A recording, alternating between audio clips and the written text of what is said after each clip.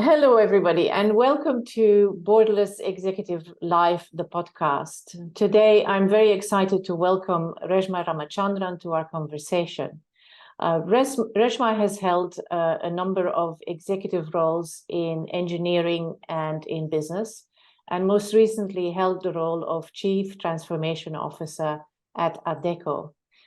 Reshma, welcome. Thank you so much. And, since we know each other for a couple of years, I have to say, it really feels good that we are taking some of our offline conversations live. That is super, Reshma. Thank you so much. We actually had the working title for this conversation the day after International Women's Day, because on the 8th of March, we kind of celebrate women in general and also women in business. And we see a lot of people and organizations make public statements about, the topic and how they're doing and how they're progressing. But my first question to you is really, how do you feel about the progress that is being made when it comes to women in business? Are we progressing, and is it progressing at the right speed, and is it progressing in the right direction? What is your answer to that, Reshma? So I have to say, very interesting question, especially since, we are just not even a month after March 8th, where, as you rightly said, a lot of organizations have made at least the efforts public, or the effort that they want to make public. I started my corporate life 22 years back now. And I have to say, looking back, I feel what has significantly changed is the awareness. So back when I joined, I have to say, I had no idea what the workplace is going to be like for women. And I joined an extremely male-dominated industry, which was construction, where, women outside, especially its construction side, was literally unheard of. Or women on oil and gas offshore platforms were unheard of. And I've done all of those roles. And without actually knowing too many things, and that's the lack of awareness, or what I call as ignorance, right? Like, I didn't know because so many researchers were not published. And a lot of times you actually think you are the problem because you face a lot of the stereotypical behaviors, you face a lot of microaggressions, and you actually think it's you because it's in your head that you are probably even amplifying some of what you are facing. And today I feel what has definitely changed is social awareness. So women, especially, we know that we are not alone. So what we face is not just us single, and especially, yes. Still there are a lot of, Els, you started in one of those industries as well. So it's very similar when we started in industries which is very male dominated, you're not alone. So I would say for us, we are normalizing things. As women, we are normalizing. Second, I feel organizations are also actually having that awareness in terms of the power of diversity. So it's not diversity for the sake of diversity, and COVID has literally proven countries where there were female leadership definitely fared better. And this is not something that we say for the sake of seeing. We have seen that, we have experienced that. So the power of diversity, the feminine traits that are actually required in a world that we live in, which is very unpredictable, which is very uncertain. So you can't have a very control and command a style of leadership, which is very masculine. And I don't mean to say men and women, it's a very masculine trait compared to empathy, humility, compassion, all of which is very feminine trait. So definitely there is increase in social awareness. Now, unfortunately, what has not changed in this 22 years that at least I've been in the workforce is, how we still perceive women. So we still do not like women with ambition. I feel many times I've asked myself this, if I just keep my head down, and do stuff that is expected to do, and what you call as office housework, where you don't take credit, you don't actually ask for a seat at the table, where you're just happy keeping your head down and doing stuff and let someone else take the credit. I think we are good as women. We're perceived very well.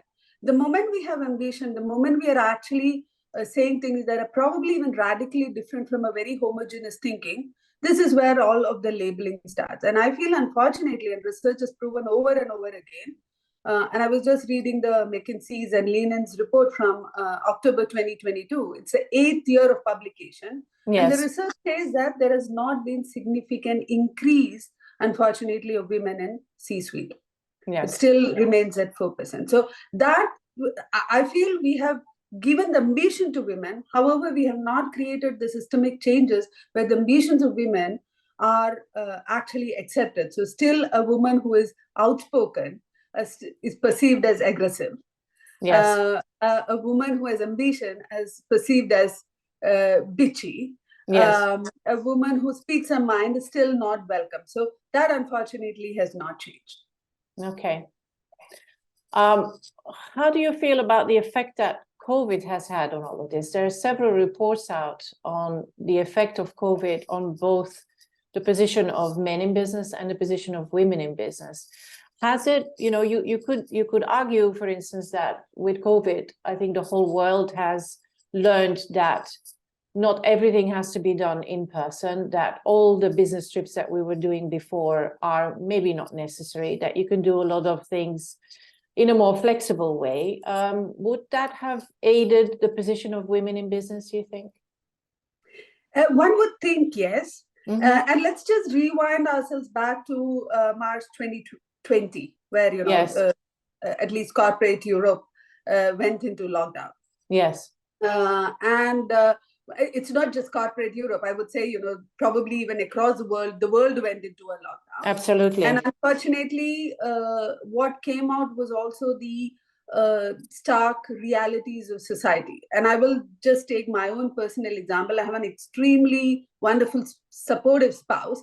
Despite that, the spare room that we had in our home got converted into his office and not my office. Mm-hmm. And I started working out of the kitchen table and kitchen island.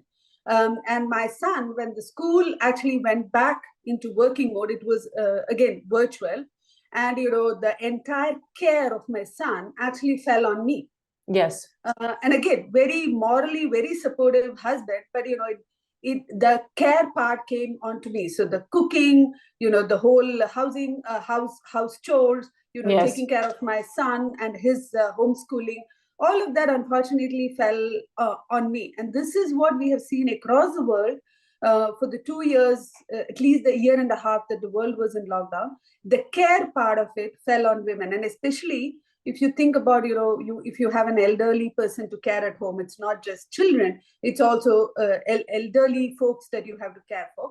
So we have also seen that, again, research has shown that women left at really large numbers. Yes. And it's, again, the McKinsey report, if I will just quote that, the number of women who have felt the burnout mm-hmm. during COVID, and I would say post-COVID, is significantly more than the burnout that is faced by men. So it's about 31% men versus 57% women. Yes. And as I said, one would think that, with the flexibility that COVID has brought, as you rightly said, some of the jobs don't need to be done in person. So, you would save on commute time. But it also means that there is a lot more of responsibilities that come onto women. And I would say an added problem is the out of sight, out of mind. Uh-huh. So women, I feel, have opted more for flexible working. So you Yes. don't want to commute and you save time on commute. Yes. That also means that you are not necessarily showing up in the office physically, which brings back to the point of, out of sight, out of mind. So again, research is showing now, and we are just out of the post-COVID, or we're just in the post-COVID era. Research is slowly coming, the numbers are slowly coming in. It's showing that women are also then unduly penalized for not showing up at office. Again, probably it's a subconscious thing, not showing up at a office, because every time, promotions happen, it's based on potential, and potential comes with also the visibility. So if you're Yes. not visible enough, again, unfortunately, women pay the price. Yeah. So that's quite a bleak picture, actually. Instead of the flexibility aiding, it can also very much work against women and their aspirations if they're not visible in an organization enough, or not as visible as their male counterparts. Exactly. Yeah.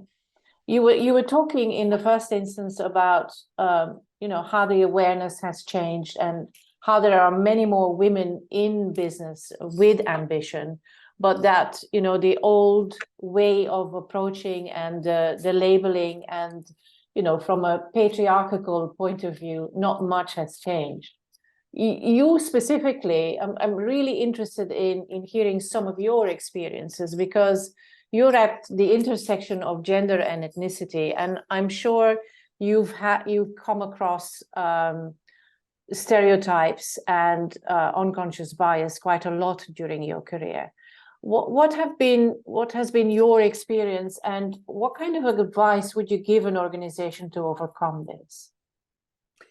So, I'm really, really happy that you talk about intersectionality, because I also feel we cannot generalize the experiences of women, and there are multiple intersections. There is socio-economic intersections, and I have to say, for me, that there have been, and I would be lying if I say, there have not been points in my life where I wanted to give up. There have been several points in my life where I wanted to give up. Either it is because of a direct bias, and one of the direct biases that I experienced was, when I first time I went to the construction site, there were no ladies' toilet. This is a direct bias. You're not expecting a woman at a construction site, so you actually don't have the physical amenities, which has a direct impact. There are also indirect biases, or what we call as microaggressions, or the unconscious bias, which can range from, again, which most women experience, being, I say something which doesn't have the same value as a man saying exactly the same thing. To actually being looked at as a junior most person in the room, but in the meetings that I've chaired. So these are, I would say, the unconscious bias part of it. And then comes the ethnicity. So there are still, people who still look at, and I come from India, look at India as a colonial country from the British rule, where I've experienced those things as well. So there have been many times when I've wanted to give up. And I think one thing that has helped me get going, make progress for myself, is the fact that, there have been women before us who have actually stood up, who have actually cleared some of these paths for us. So I always think of it as not just clearing path for myself, it is actually clearing path for every woman who comes after me. And again, the intersectionality is very important, because in corporate Europe, unfortunately, we don't even have the number on the ethnicity. All the research is actually from the US when you talk about women of color. We don't even have those numbers. So I feel, that is still a segment which is invisible. So that gives me a lot of power to move forward. The second part, I would say, that alone doesn't give you necessarily the energy to move forward, especially when you hit low. This is also where I have a tribe of women, you included, Els, where I feel, talking about shared experiences, one normalizes things. I always, and with you, for instance, offline conversations we have had has been about normalizing my experience. So I don't feel I'm the problem. And that's so important. Because the moment we think of ourselves as the problem, we are trying to fix ourselves. It's not us, it's the system. So you need to get out of, the problem is with me, because otherwise you're so focused on fixing the problem in you. So that's one, normalizing. Second, I also feel, when I hit the lowest, and that's the time when I want to give up, I really want people within my inner circle, so to say, to actually say I'm awesome. And there are so many good things about us we don't celebrate. So I'm so happy I have this tribe that I've built of wonderful women, and I have to say, my husband is the only man in that group. All women who actually call out all the good things in me. And that's something so important, that when we hit a low, we are always looking at negative things. And it's so important to build a tribe where we feel, and again, as social animals, we need that sense of belonging. So I know this is my group, my tribe, where I belong. So no matter what has happened, no matter what low I hit, I can always go back to this tribe and they lift me up. That gives me a lot of power to actually go forward. And as I said, combined with the fact that I shouldn't give up for the women who come after me, to the tribe. So for all the women, at least, who are watching this, I would say, build your tribe. It takes time, but build your tribe. Look for like-minded people, look for like-actioned people. So it's not just thinking the same, acting the same. It's one thing to say that speak up. And, that's one thing I love about you, Els. You don't just say speak up, you actually speak up. So one thing is to say speak up, but the other thing is to actually speak up. So look for like-actioned people and build your tribe. That's the tribe that's going to lift you up every time you hit a low. Yes, And have you seen anything that works that organizations have done to overcome stereotypes and unconscious bias? Is there anything that works from an organizational perspective? Yeah, I think that's a wonderful question as well. And I feel one of the best things that organizations, and I would say even governments, are coming up with this is the quota. And when I say quota, it's called quota, and I say quote unquote quota. It's actually putting the emphasis on bringing diverse people into certain positions. And if you take boards, for instance, gender is one of the most visible aspects. There is a percentage of women that have to be on most corporate boards at the moment. Yeah. And that's simply because the natural process has failed. So if the natural process had worked, we wouldn't have to talk about, whether it's 30%, whether it's 40% or 50%. Yeah, that's correct. We would have actually taken the natural course. Unfortunately, the natural process has failed. So I feel the measure is good. Anything that gets measured can be improved. So the organizations that are actually putting diversity targets in place, it's a great first step. Some of the organizations have gone one step beyond. British Petroleum, for instance, has gone one step beyond to say, we actually report pay gap. We talk a lot about gender pay gap. Yes. There is no reporting on that. We only talk about it. And many times, even when I write on LinkedIn about the gender pay gap, there are men who come and ask me, how do you know you're getting paid less? Yes. So unless you report, it can be perceived as just a perception. So organizations are actually coming forward and saying, diversity targets, reporting on the gender pay gap, reporting on ethnicity pay gap, reporting on, what the customers are wanting, and, is your employees a reflection of the customer segments that you say? I think these are all great first measures. Yes. Second, I would say, rather than looking at it as a tick box exercise, I think some of the organizations that take on the responsibility of unconscious bias training, today we call it more implicit bias training, having those tools and resources to equip managers and leaders to make sure that they're not acting on the biases. Because at the end of the day, fundamentally, we have to accept that everyone has a bias. All of us have a bias. Of course, yes. It's not acting on the bias. So those, I would say, are the next second best steps that organizations can take. And some of the organizations I've worked with have taken the first step in terms of having the diversity targets, but unfortunately not the second step in terms of looking at how the systemic issues can be fixed. Because if you don't fix the systemic issues, you're actually not going to address the diversity targets. No, very clear. You seem to have been very, very successful in building your personal brand, and really being vocal about the values that you stand for and how the values link with the organizations that you've worked with. How important is it, you think, for women in business to build a personal brand and to be visible when it relates to what am I standing for? What are my values and what is my story, and how does it link to the people that I work with? What's your advice for women? So, my advice is go build your personal brand. It takes time because, when I started, and I'm so glad, coming from you especially, I'm so glad you think that I have built a personal brand. It didn't happen overnight. I didn't even know what my personal brand was when I started out. It's a lot of experimentation with your own values in that. Mm-hmm. So as I said, one thing is to say, I could say I believe in something. Second is to actually act on it when you're faced with that situation. So it takes time to build a personal brand. So the right time is now. Start building your personal brand. And why it's important is, the shelf life of skills are dramatically reducing. So if you see pre-COVID, we said, 5 years is the shelf life of any skill. Today, we are talking about 2 to 3 years. And with the whole generative AI coming and disrupting everything, literally everything, I believe the shelf life of skills will even come down. Yes. So you take my own example, the subject that I studied during my graduation, none of that I actually use today, 22 years hence.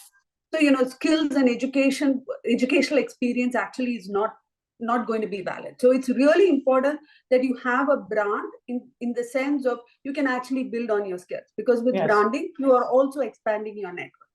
The second is most organizations don't live beyond 18 years. This is an average life of an organization. So just think about it this way. Yes. If you join an organization, 18 years is the runway that you get. If I take my parents' generation, they started and retired with the same organization. Exactly. This is not a luxury we have.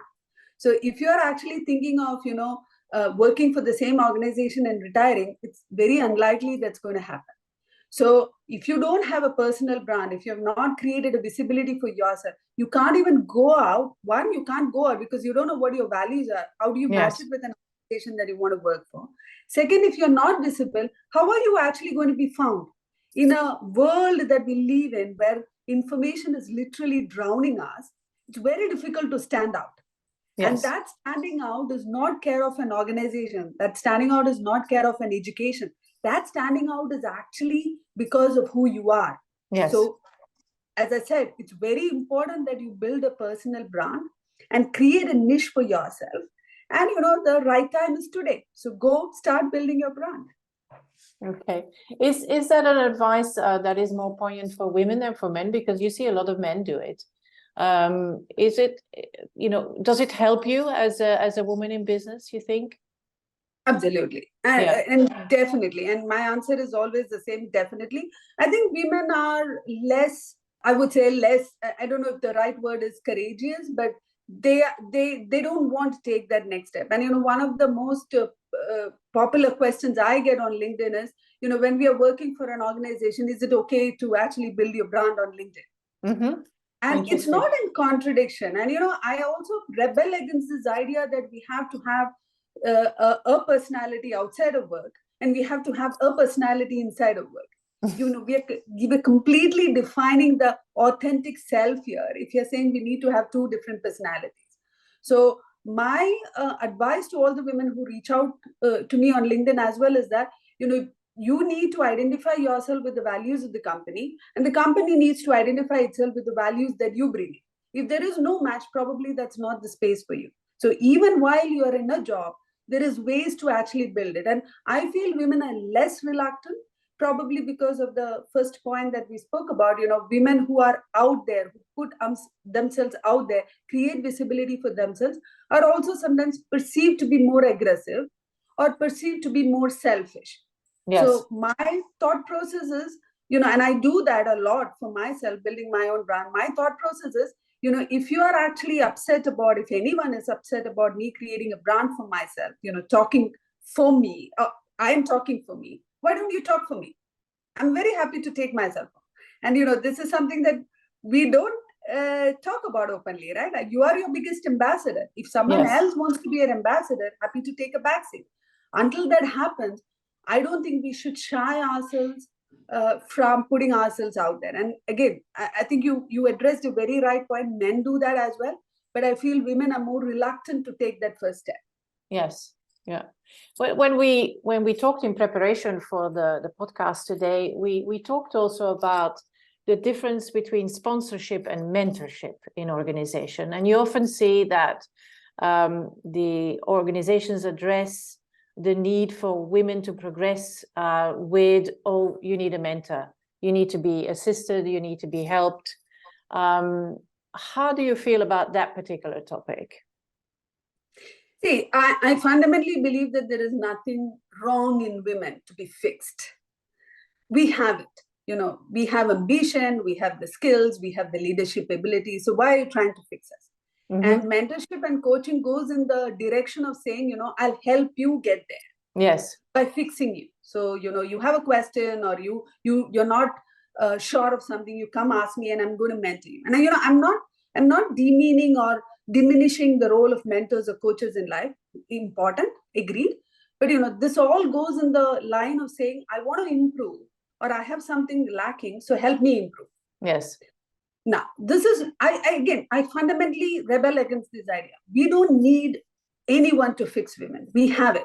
What we need is people who speak our names in rooms full of opportunities. And that is sponsorship.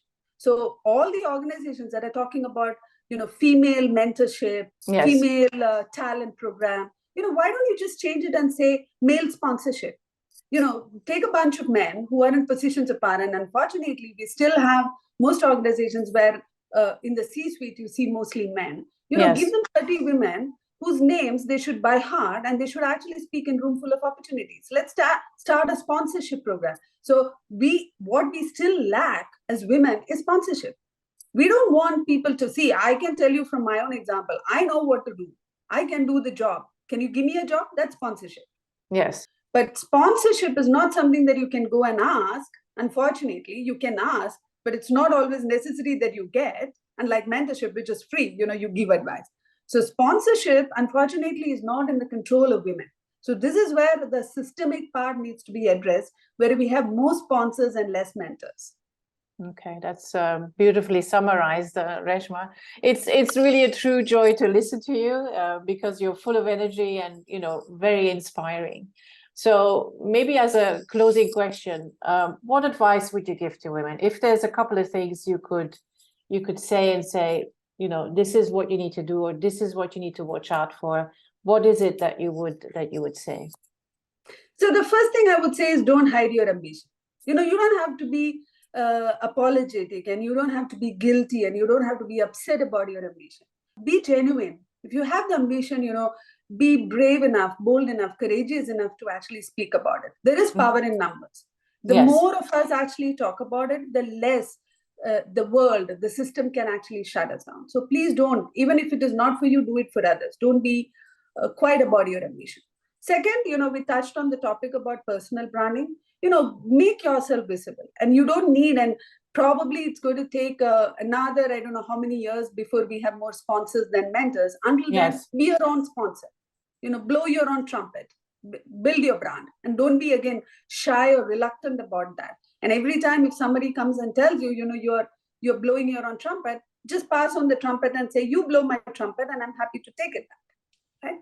And the third, and I think this probably comes from the fact that I grew up in India, is the population of India, right? So something that I totally have internalized is, don't actually shut yourself down. Don't move into a corner just because somebody told you something. It's one opinion, and maybe it's 3 opinions. Maybe you're rejected 3 times. And I grew up in a village of 40,000 people, and they all had a norm for everything. And I used to keep telling myself, India's population is 1.4 billion. So if 40,000 people are telling me something, it still leaves me with 1.4 billion minus 40,000 people, right? Exactly. So, yeah. And that is so liberating. So do not, maybe you meet one person, 2 people, 3 people, maybe it's 10, maybe it's 100, doesn't matter. But it's always tell yourself, internalize that it's 100 people, it's 150 people. The population of the world is 7.8 billion. Yes. You're still left with the rest whom you can work with. So that's the other thing that I would leave with. We own our future. So take control, and just go out there, be yourself, be authentic, be genuine. That's super, Reshma. Thank you. It's been such a pleasure having you on this conversation. Thank you very much for joining us today. Thank you so much, Els, for having me. With pleasure.